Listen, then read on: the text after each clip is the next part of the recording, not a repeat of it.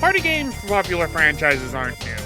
Crash went through it, Sonic went through it, everyone knows that Mario has gone through it. Heck, even Animal Crossing went through it, although we don't talk about that one. So while games such as Crash Bash and Sonic Shuffle exist, they weren't exactly, well, good when compared to Mario Party. But they at least had something memorable about them.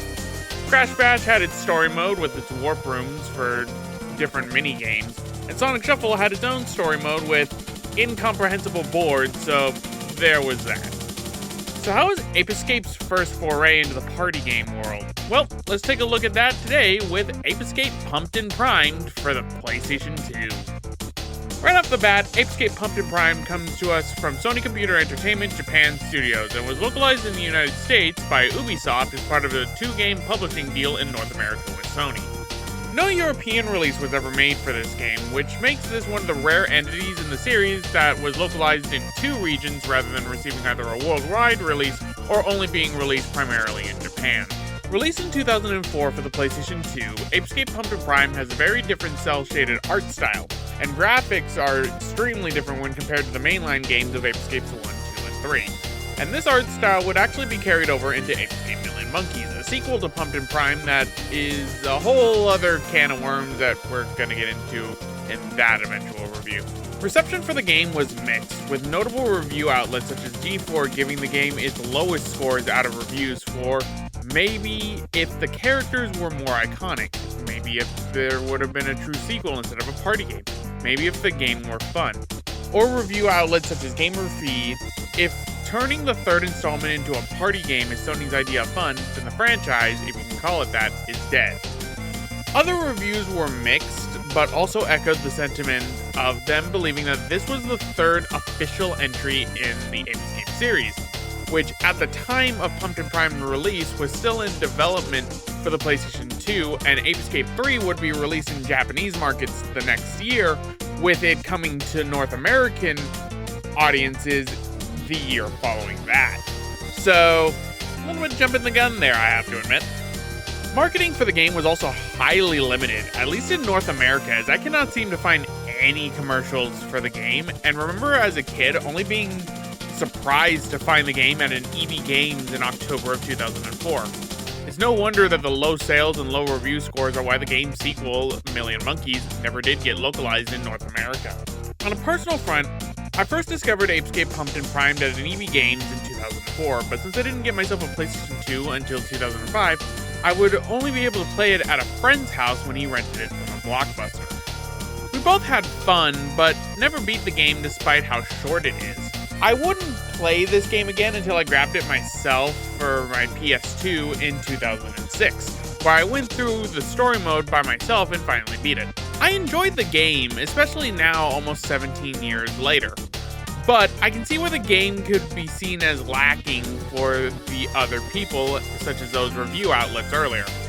Given that it's a party game though, replayability has to be high, so why don't we get into the gameplay of Pumped and Primed and see why it's got some of the strongest game replayability I find outside of Mario Party for party game titles.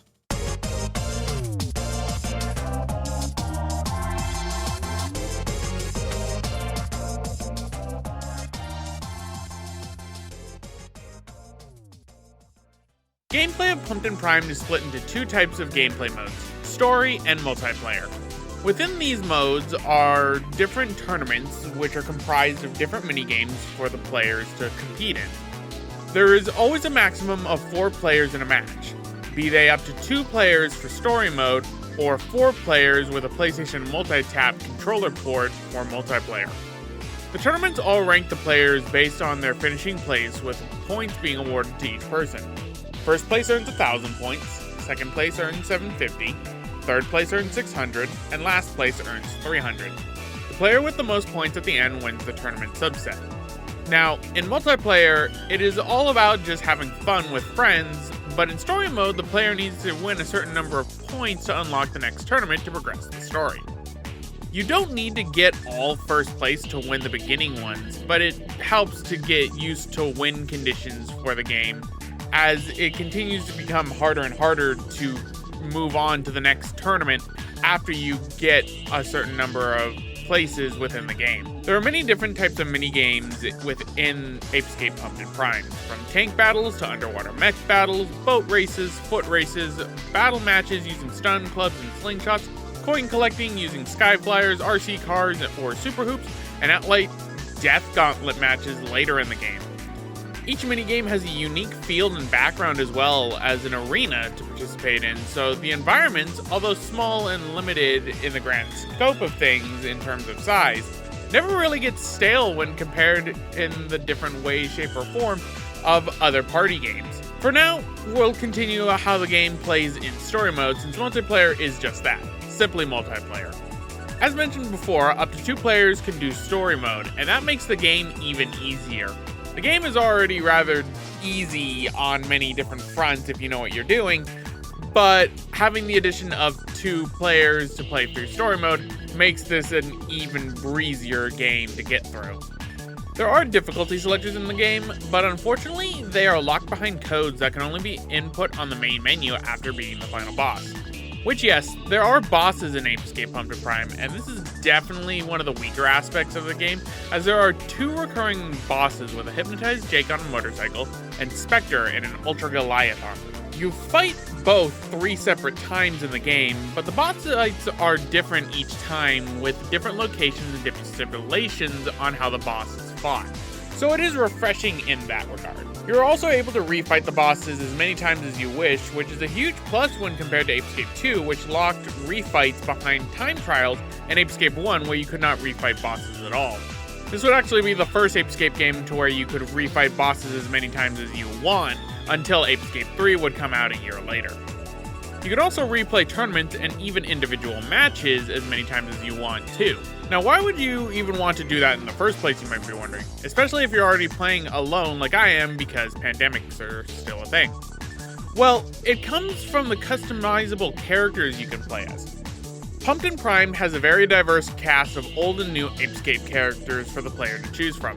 From Spike, Natalie, the Professor, and various Pipo monkeys, to characters who barely get any love in the series, such as Cassie, the computer program from Ape Escape 1, or new characters such as Helga or the mysterious Pipotrons. Upon beating the game, the player will also unlock codes for Jake and Dark Jake in multiplayer only. Everyone else besides Jake and Dark Jake gets unique costumes, gadgets, and even special moves depending on how well the player does in the minigame or tournament. There are 3 tiers that you can get as prizes for beating a match in an Ape Escape Pumpkin Prime. They are the Monkey Fans, Monkey Letters, and Monkey Presents. See, the world is watching this tournament, and thus the Pipo monkeys are more than willing to give the player presents if they are impressed. Before selecting a match, if the player presses the square button, they will be given the time stipulations needed in order to earn presents for that specific match. It's all based on time, so if you are fast enough within the game, you'll always be guaranteed getting the monkey present at the very least. With over 400 customizable items in the game, there is a lot of reason to replay Ape Escape Pumpkin Prime, especially because each character gets something tied to that specific character that looks and feels uniquely different. While Monkey Fans and Letters remain the same throughout, the presents do vary from character to character. Best part? You can make a slot for each character, and up to 30 save slots and characters can be made, with you naming the characters, as well as putting unique touches on them. The characters can also be switched in story mode whenever you want to reload and move on to the next part of the tournament, which is always fun, so you can always put playthroughs by playing as someone else, and characters for the most part feel the same, but there are some slight differences based on some of the gadgets they use. Costumes are unique to each character, with no character sharing the same costume design-wise, and even the gadgets you get look very different from other players' gadgets. Another type of item you can get are secret tapes, which give you access to cutscenes which already replay when refighting the bosses if it's story cutscenes, or special intermissions which are short cartoons unique to each character you choose. Each of these special intermissions uses a different art style, which coincides with the segue into how this game runs actually. The game itself runs at 480i, like all other Apescape games, with a constant 60 frames per second no matter what is going on screen, and no matter how much is exploding on screen. Considering that even to this day, 60 frames per second consistency is something that many devs strive for, I have to commend Japan Studios for managing to do a consistent job on performance for Apescape Pumpkin Prime while also making it look extremely good. The same cannot be said for the camera, however, which cannot be controlled in this game and is always in a fixed angle, which can become a hindrance in some matches. Generally, it can be hard to judge depth perception in some of the mini-games, but for others it's decent if not serviceable at best. I'm surprised the game didn't opt to enable camera controls for some of its mini-games by using the D-pad like previous Apescape games did, but hey, beggars can't be choosers, I suppose. Plus, while the replayability of Apescape Pumpkin Prime is staggering, replaying the same games with 9 different characters will eventually get old. The story, while interesting, definitely has some weird quirks about it too, so why don't we get into the story of Pumpkin Prime first.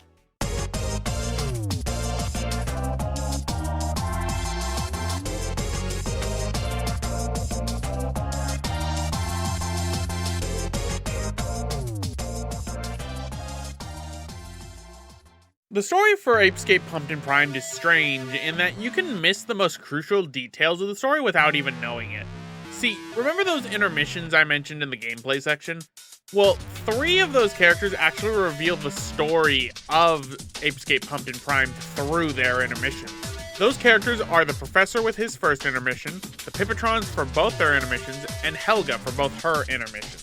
You can still experience the story and understand generally what's going on, but to get the most out of it, you have to see the intermissions of those characters in particular, which is weird because they are also missable unless you unlock the intermission secret tape that gives you both intermissions. But now that that rant is over, let's get into the story proper.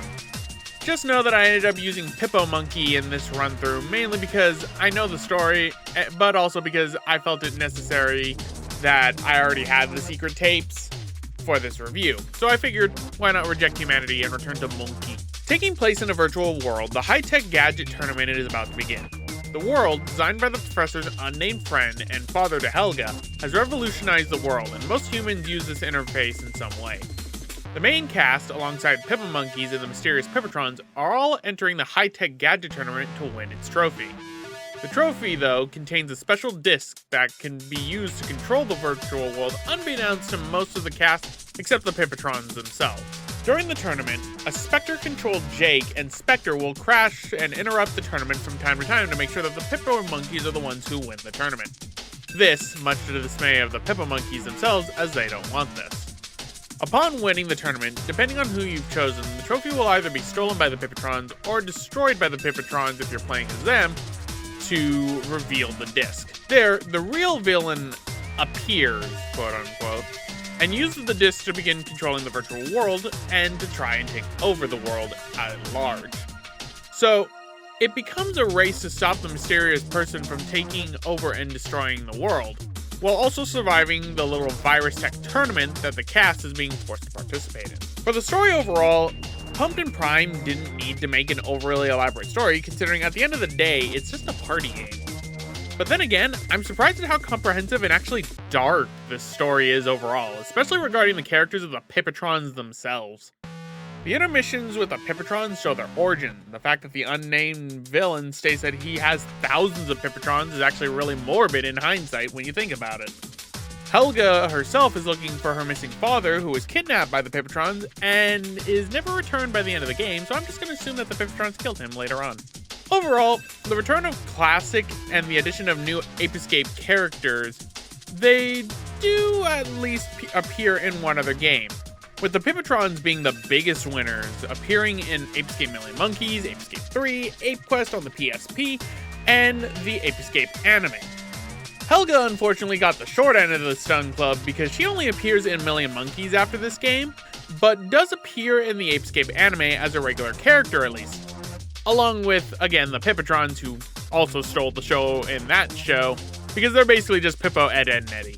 Overall, for a party game where my expectations were low, I have to admit I rather enjoyed the story of Pumpkin Prime for what it was. Once again though, the music helps sell the Apescape package together in both story and gameplay portions of Pumpkin Prime, so why don't we talk about the music of Apescape Pumpkin Primed.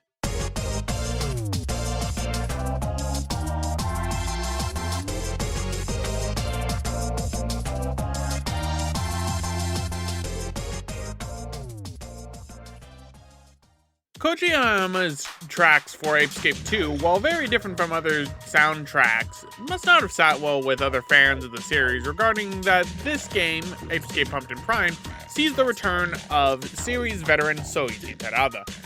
This time, Soichi Terada brings his signature techno theming to Apescape Pumpkin Prime, but also throws in small musical remixes and nods to tracks from Apescape 1 as well. This would be a trend going on in further Apescape games for Apescape Million Monkeys and Apescape Big Mission, which is also something that I really enjoy that Soichi Terada does. Standout tracks for me in this game include the Mech Break, the Rival Boss theme, the Nanocore theme, the Pipotrons theme, and Helga's theme. These tracks have been on my devices for music since 2009 at the earliest, and have never been taken off. They're really great and add to the atmosphere of the game, while also becoming something that's just really nice to hear overall. Voice acting also continues the trend of North American Apescape games changing voice casts between games. This time around, Ubisoft decided not to go with the 4Kids cast, and the voices this time around are completely different, save for the Pipo Monkey grunts and screeches. Most voice actors actually went uncredited in Apescape Pumpkin Prime, which is rather surprising to me, but we end up finding out who they are over time thanks to interviews and other small things here and there. The voice actors for this game are, for Spike, voice actress Barbara Goodson. Natalie is voiced by Wendy Lee, the Professor by Simon Prescott, Amanda Wynn Lee as Cassie, Sandy Fox as Helga, Derek Stephen Prince as Jake, Crispin Freeman as Spectre, and finally, Bayu Billingsla as the Nanocore main villain of the game. All the voice actors and actresses do an amazing job, with the notable roles for me being Bayu Billingsla's Nanocore providing a threatening tone for the unnamed villain, and Crispin Freeman providing probably the best Spectre voice in the series besides Chika Sakamoto's Japanese voice for the albino simian. I find it very interesting that such big voice actors and actresses would decide to go uncredited for this game. But in the end, even the uncredited role voice performances for this game are astounding considering it's a party game at the end of the day. They didn't have to go as hard as they did, and they by God sure did, and I really appreciate it.